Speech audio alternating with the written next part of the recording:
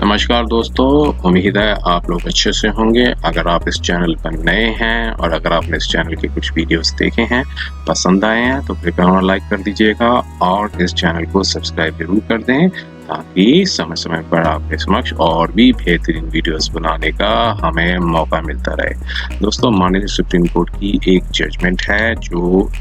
काफ़ी national wide इसमें controversy भी हुई है इस जजमेंट पे। तो क्योंकि ये कर्नाटका से संबंधित एक जजमेंट थी जिसमें एक स्कूल मतलब एक ऑर्डर दिया था स्टेट गवर्नमेंट ने, जिसमें स्कूलों में एक सबको एक फॉर्मल जो ड्रेस कोड है वो मेंटेन करने को कहा था कि कोई भी रिलीजियस क्लोथ हैं वो ना पहन के आए, बल्कि जो एक स्कूल डायरेक्शंस देता है तो उसके अकॉर्डिंगली क्लोथ्स हैं वो पहन के आए। तो वो उस ऑर्डर को याचिकाकर्ता ने कर्नाटका हाई कोर्ट में चैलेंज किया गया था और उसमें हाई कोर्ट ने कोई रिलीफ नहीं दी थी ऐसे में, और सारी जो पिटीशंस थी रिट पिटीशंस को खारिज कर दिया गया था। और फिर बाद में माननीय सुप्रीम कोर्ट के समक्ष आए थे उस ऑर्डर के अगेंस्ट में, कर्नाटका हाई कोर्ट की जो बेंच के ऑर्डर के अगेंस्ट में यहाँ पर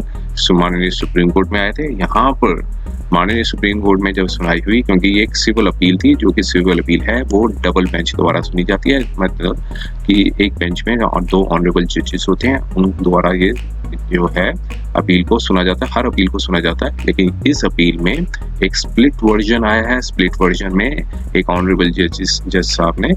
एक फेवर में दिया है याचिकाकर्ता के और एक ऑनरेबल जज ने अगेंस्ट में दिया। तो अब जो है मैटर है लार्जर बेंच में भेजा जाएगा। तो आइए हम थोड़ी सी इसकी डिटेल्स को जान लेते हैं, क्या था इस जजमेंट में और क्या कंट्रोवर्सी थी, थोड़ा सा हम जानने की कोशिश करते हैं जजमेंट के थ्रू। तो देखिए, ये एक रिपोर्टेबल जजमेंट है जो कि सिविल अपील 7095 ऑफ 2022 की, जो कि स्पेशल लीव पिटीशन सिविल द्वारा 5236 ऑफ 2022 की है, जिसमें appellants versus State of Karnataka and others है। साथ में देखिए विद भी लिखा है, कई रिट पिटीशंस भी साथ ऐड हुई हैं, जिसमें सिविल अपील है, एक सिविल अपील 6957 है, सिविल अपील 7075 ऑफ 2022 है और सिविल अपील 7078 7083। तो कई सिविल अपील्स को साथ ही क्लब कर दिया गया। और एक देखिए कितनी सिविल अपील्स हैं जो कि साथ जुड़ी हुई हैं साथ, तो क्योंकि लेकिन जो जजमेंट है वो एक कॉमन दी गई है जजमेंट, तो कई स्पेशल लीव पिटीशंस फाइल की गई जो कि सिविल अपील में कन्वर्ट हो गई। देख लीजिए, आपको खुद देख लेंगे कितनी जजमेंट्स है, मतलब कितनी अपील्स हैं जो कि क्लब्ड हो गई। तो देखिए अब हम इस जजमेंट पे आते हैं। तो जजमेंट में क्या बताया गया था, थोड़ा सा हम उसको थोड़ा सा जानने की कोशिश करते हैं, थोड़ा सा फैक्ट्स क्या थे इस केस में वो भी जानने की कोशिश करते हैं। तो देखिए हम इसके फैक्ट्स पे हम जाते हैं, क्योंकि थोड़ा सा काफ़ी लंबी लेंथी जजमेंट है, जो कि 216 पेज की ये जजमेंट है। तो और दो ऑनरेबल जजेस ने अलग अलग जजमेंट दी है। देखिए फैक्चुअल बैकग्राउंड क्या था कि जो अपील जो आई है वो एक गवर्नमेंट का जो ऑर्डर था, जो गवर्नमेंट ने एक ऑर्डर दिया था वो 5 फरवरी 2022 का था ऑर्डर। अब उस ऑर्डर में के कंटेंट्स थे वो ये यहाँ बताए गए हैं। उस कंटेंट्स में बताया कि जो कर्नाटका एजुकेशन एक्ट 1983 द्वारा जो गवर्नमेंट ऑफ कर्नाटका ने जो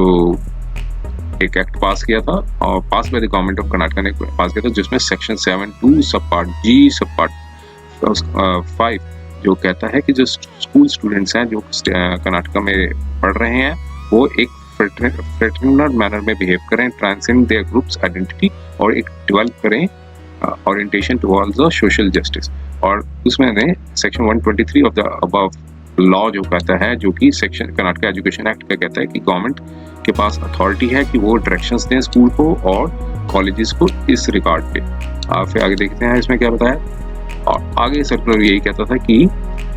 जो इंस्टीट्यूशंस हैं वो इंश्योर करें जो स्टूडेंट्स और कॉलेजेस हैं वो एक स्टैंडर्ड लर्निंग एक्सपीरियंस में, और इट हैज कुछ नोटिस में आया है कि स्टूडेंट्स जो हैं कुछ इंस्टीट्यूशंस में वो अपने रिलीजियस ऑब्जर्वेंसेस कैरी कर रहे हैं, जो कि ऑब्स्टिकल है एक यूनिटी और uniformity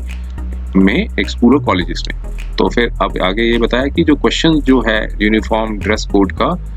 including individual dress choices का, वो कई केसेस में आया है, जिसमें माननीय सुप्रीम कोर्ट और हाई कोर्ट ने ये सारी जजमेंट्स हैं वो बताया है।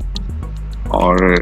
बाद में ये देखिए ये बताया फिर कि और फिर यहाँ पे बताया कि जो जितने भी इश्यूज जो in the backdrop of the issues highlighted by the proposals Karnataka Education Act sub rule and Karnataka Education Act classification, regulation and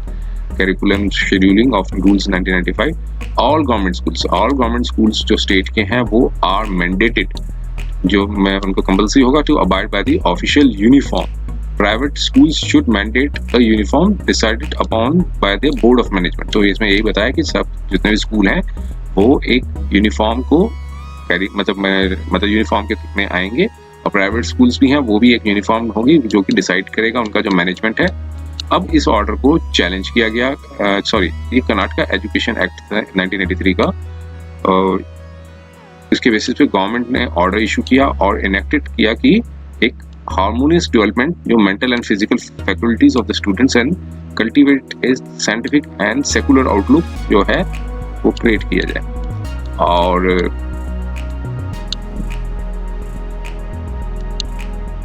आगे देखते हैं थोड़ा सा इसमें। अब देखिए इस ऑर्डर को जो गवर्नमेंट का जो ऑर्डर था वो एक्सरसाइज की थी गवर्नमेंट ने इस ऑर्डर को, जो सेक्शन 133 ऑफ द एक्ट जो कर्नाटका एजुकेशन एक्ट था उसमें उनको पावर दी गई थी, उन्होंने अपनी पावर्स जो है एक्सरसाइज की और सेक्शन 133 एक्ट के बारे में बताया गया है यहाँ पे। और फिर देखिए फिर इसके बाद स्टेट गवर्नमेंट के पास भी पावर है कि वो जो है ऑल प्रोफेसर अंडर जो 145 ऑफ एक्ट के अंदर कि वो अपनी रूल्स बनाए। तो ये बताया है सेक्शन 145 के अंदर स्टेट गवर्नमेंट के पास भी पावर है। अब देखिए फिर उसने बताया कि जो भी स्टैट्यूटरी प्रोविजंस थे कर्नाटका एजुकेशन एक रूल्स बनाए गए 1995 के, जो कि रूल्स 11 जो था वो प्रोवाइड करता था यूनिफॉर्म क्लोथिंग टेक्स्ट बुक्स, जो उसके बारे में डिटेल्स के बारे में यहाँ ब्यौरा दिया गया है। अब देखिए उस चार्टर को, उस सर्कुलर को जो 5 फरवरी 2022 का था उसको चैलेंज किया गया हाई कोर्ट के समक्ष, लेकिन वो अनसक्सेसफुल हुए। मीन्स याचिकाकर्ता हाई कोर्ट के उस ऑर्डर को क्वैश करने के लिए, और जो है यहाँ पे कई ग्राउंड्स थे जो कि अब यहाँ बताया गया कि यहाँ पे एक्सटेंड करने की जरूरत नहीं है। अब यहाँ पे कोर्ट ने कई जो क्वेश्चंस हैं वो लॉ ऑफ फ्रेम्स किए, और एक इम्पॉर्टेंट क्वेश्चन ये था कि गवर्नमेंट का जो ऑर्डर है, whether the गवर्नमेंट का जो ऑर्डर है वो is contrary to the legitimate state interest of promoting literacy and education as mandated under article 21, 21A, 39F, 41, 46 and 51A of the constitution। तो गवर्नमेंट का ऑर्डर क्या है वो जो स्टेट के इंटरेस्ट के अगेंस्ट में आता है, तो ये चीज था, वो क्वेश्चन ऑफ लॉ था, वो जो इश्यूज थे वो फ्रेम किए गए। अब आगे बढ़ते हैं हम इसमें फाइनल कंक्लूजन पे हम आते हैं थोड़ा सा, क्योंकि काफी लंबी डिटेल डिस्कशंस हैं इसमें।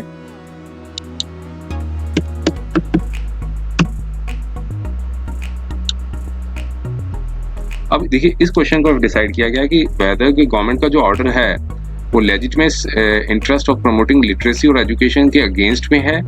जो कि एक कॉन्स्टिट्यूशन में उनको जो मैंडेट किया गया है under article 21 A, 39F, 41, 46 and 51A of the constitution के अंतर्गत। अब यहाँ पे कोर्ट ने ये बताया कि जो ऑब्जेक्ट है स्टेट का वो एक अपॉर्चुनिटी देती है स्टूडेंट्स को कि वो मतलब सेकुलर स्कूल्स में अपनी पढ़ाई करें, और वो स्टूडेंट्स को सारी वो फैसिलिटी स्टूडेंट्स को चाहिए वो सारी फैसिलिटी अवेल करें। अगर कोई पर्टिकुलर स्टूडेंट फील करता है कि वो कॉम्प्रोमाइज नहीं कर सकता है कि कर सकती है कि वो हैंडक्राफ्ट जो है वेयर करे, और जब स्टूडेंट जो कि वेयर करे एक रिलीजियस सिंबल की तरह, तो स्कूल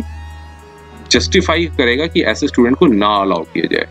यहाँ पे ऐसा ऑब्जर्वेशन थी। इन द लार्जर इंटरेस्ट जो होगा कि ऑल स्टूडेंट्स जो हैं वो एक जैसे ही रहें एज पर जो आर्टिकल मैंडेट करता है 14 जो कॉन्स्टिट्यूशन का जो मैंडेट करता है, तो सारे जो स्टूडेंट्स हैं वो एक तरह ही ट्रीट किए जाने चाहिए। तो हैंडक्राफ्ट जो अगर वो परमिट नहीं किया जाता है स्टूडेंट्स को जो कि 11th या 12th क्लास में पढ़ रहे हैं, तो उनके पास स्टूडेंट्स उसके पास कई साल आगे भी होंगे और वो अपना वो जो रिलीजियस फेथ है वो कैरी कर सकते हैं। लेकिन जो गवर्नमेंट ऑर्डर बताता है कि मैंडेट करता है कि यूनिफॉर्म वेयर करें, उनको उस पर दखल उसको फॉल्ट नहीं किया जा सकता, उसमें दोष नहीं निकाला जा सकता, क्योंकि ऑब्जेक्ट जो बना है वो एक जो constitution of the principles, constitution of India के प्रिंसिपल्स पे बनाया गया है। तो अब यहाँ पे फिर जजमेंट के बारे में बताया कि जो एक जजमेंट थी society for unaided private schools of education versus union of India की, उसमें यही बताया गया था कि जो राइट टू एजुकेशन है वो had to be read in the right to life होना चाहिए अंडर आर्टिकल 21 के अंदर। अब आर्गुमेंट, ये एक आर्गुमेंट देना कि चाइल्ड को डिनाई किया जा रहा right to access education is not only to deprive his life with dignity, he is also deprived of the right of the freedom and speech and expression. तो right of the education जो है वो एक part है article 21 का, और state ने कोई रिस्ट्रिक्शन नहीं पुट अप की गई है कि राइट टू एजुकेशन दिया, मतलब कि राइट टू एजुकेशन के ऊपर कोई रिस्ट्रिक्शन नहीं पुट अप की गई है। राइट टू एजुकेशन जो है वो हर स्टूडेंट को मिला गया है। स्टेट सिर्फ रेगुलेट कर सकते हैं, स्टेट ने सिर्फ रेगुलेट किया है इन अ राइट मैनर, सही तरीके से मतलब जो है रेगुलेट किया गया। और स्टूडेंट जो कि स्कूल आ रहे हैं और अटेंड क्लासेस कर रहे हैं इन द प्रेस्क्राइब्ड यूनिफॉर्म, मतलब स्टूडेंट्स जो स्कूल में आ रहे हैं वो प्रेस्क्राइब्ड यूनिफॉर्म में आ रहे हैं आए, ऐसा जो स्टेट ने एक रेगुलेट किया है। और जिस जो सेम जो भी है to achieve the statutory and the constitutional goals को अचीव करने के लिए, प्राप्त करने के लिए ये सब बताया गया है। और स्टूडेंट ये सिर्फ नहीं, आप कह सकते कि राइट टू एजुकेशन जो है वो स्टूडेंट ये नहीं कह सकते, स्टूडेंट ये नहीं कह सकते कि राइट टू एजुकेशन है तो वो अपना जो राइट है वो as per the own wish and the manner, जो तरीका उनको मतलब सही लगे उसके अकॉर्डिंगली वो एप्रोप्रिएटली जो है एक्ट करें। और स्कूल्स जो हैं, आप स्कूल जो है वो एक प्रिपेयर करते हैं स्टूडेंट्स को कि वो आगे जीवन में अपने अपने जो लक्ष्य है वो पा सके। अब स्कूल के इस ऑर्डर को मना करना, स्कूल के रूल्स को मना करना जो है वो एक डिसिप्लिन के अगेंस्ट में होगा, और जो कि एक्सेप्ट नहीं किया जा सकता, जो कि अभी जिन स्टूडेंट्स ने अभी एडल्टहुड अचीव करना है, अटेन करना है, तो उनको एक ऐसे एटमॉस्फेयर में ग्रो करना है जहां भाईचारा हो, फ्रेटर्निटी हो, ना कि एक ऐसा एनवायरनमेंट क्रिएट किया जाए जहां एक विद्रोह हो और या फिर डिफाइंस हो, कंटेम्प्ट हो, जो इस तरह का हो। तो गवर्नमेंट ऑर्डर को कहा कि कोर्ट ने कहा कि कोई भी ऐसा जो गवर्नमेंट ऑर्डर है वो कॉन्ट्रेरी नहीं है, वो विरुद्ध नहीं है जो legislate state goal of promoting literacy and education. तो गवर्नमेंट ऑर्डर जो है वो अगेंस्ट नहीं है कि जो स्टेट का जो गोल है कि लिटरेसी और एजुकेशन को मतलब प्रमोट करना। आर्टिकल 21 जो है वो हर स्टूडेंट्स को अवेलेबल नहीं होता जो कि 14 साल से अबव होते हैं। स्टूडेंट्स का राइट है एजुकेशन का अंडर आर्टिकल 21, लेकिन वो इंसिस्ट नहीं कर सकते कि समथिंग वो वेयर करें एडिशन टू द यूनिफॉर्म, जो कि in a secular school as a part of religion. तो ऐसे में कोर्ट ने अपनी ऑब्जर्वेशन दी और कोर्ट ने कहा कि जो गवर्नमेंट ऑर्डर को contrary to the state goal promoting literacy as mandated by the constitution, तो ये गवर्नमेंट ऑर्डर कोई कॉन्ट्रेरी नहीं है स्टेट के गोल को प्रमोट करने के लिए, मतलब स्टेट का जो गोल है जो प्रमोट करने के लिए लिटरेसी और एजुकेशन को, जो कि संविधान के अंतर्गत दिया गया है उनको। गवर्नमेंट ऑर्डर सिर्फ इंश्योर करता है कि वो यूनिफॉर्म जो है प्रेस्क्राइब यूनिफॉर्म को मतलब लें, और ये कहना भी सेट कि जो स्टेट जो है वो रिस्ट्रिक्ट कर रही है, ये कहना ठीक नहीं होगा। स्टेट रिस्ट्रिक्ट नहीं है कि वो राइट टू द मतलब access to the education to the girl students, लड़की मतलब जो लड़कियों को रोकने के लिए कोशिश कर रही है बाय देयर ऑर्डर के द्वारा। तो ऐसे में जो गवर्नमेंट का जो ऑर्डर था उसमें कोई फॉल्ट नहीं पाया, और इसने कोर्ट ने कहा कि ऑनरेबल एक जज के जो ऑनरेबल जो जस्टिस हैं उन्होंने सारी अपील्स को डिसमिस कर दिया और डिफरेंट ग्राउंड्स थे। अब ये तो थी एक ऑनरेबल जज साहब की जो कि 13 अक्टूबर को दी थी। अब दूसरी जो जजमेंट आई थी वो इनके अगेंस्ट में थी, जिसलिए स्प्लिट वर्जन आया है। हम सीधा इनके जो ऑब्जर्वेशन पे चले जाते हैं, जो क्या बताया गया था उस ऑब्जर्वेशन।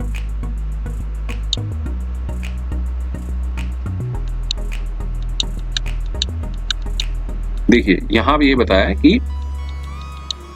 कॉन्स्टिट्यूशन स्कीम के अंदर कि अगर कोई, अभी ऑनरेबल दूसरे जज साहब का जो वर्जन था, जस्टिस साहब का वर्जन था, उन्होंने ये बताया कि जो हिजाब को वेयर करना